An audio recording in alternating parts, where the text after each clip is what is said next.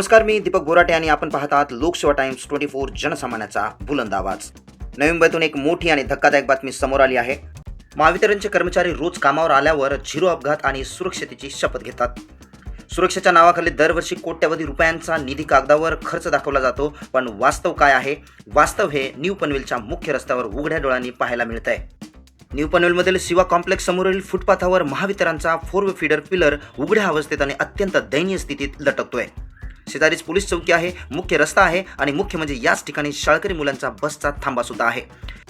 पाहूया ही सविस्तर बातमी. हे दृश्य आहे न्यू पनवेलमधील शिवा कॉम्प्लेक्स समोरील मेन रोडचे.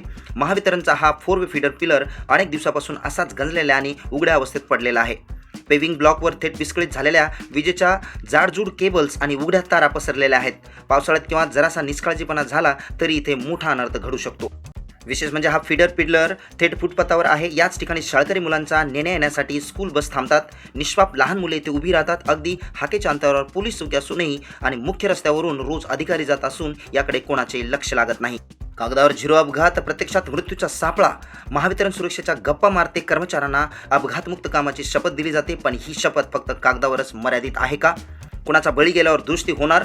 एखाद्या चिमुकल्याचा किंवा नागरिकांचा जीव गेल्यावरच महावितरणचे अधिकारी जागे होणार का? असा संतप्त सवाल आता नागरिक विचारत आहेत. त्याचबरोबर लाखो रुपयांचा निधी जातो कुठे? मेंटेनन्स आणि सुरक्षेच्या नावाखाली येणारा कोट्यवधीचा निधी नेमकी याचं काय केले जातात, असे अनेक प्रश्न समोर येत आहेत. महावितरणाच्या या मनमानी आणि निष्काळजी कारभारावर लोकसेवा टाइम्स 24 आज जोरदार तारशे ओढत आहे. उघड्या नागमोडी तारा आणि हा उघडा पिलर तत्काळ बंद करून त्याची दुरुस्ती करण्यात यावी, अन्यथा एखादी दुर्घटना घडल्यास याला सर्वस्वी महावितरणचे अधिकारीच जबाबदार असतील. प्रशासनाला झोपेतून जागे करण्यासाठी आणि नागरिकांच्या हक्कासाठी लोकसेवा टाइम्स 24 असाच आवाज उठवत राहील.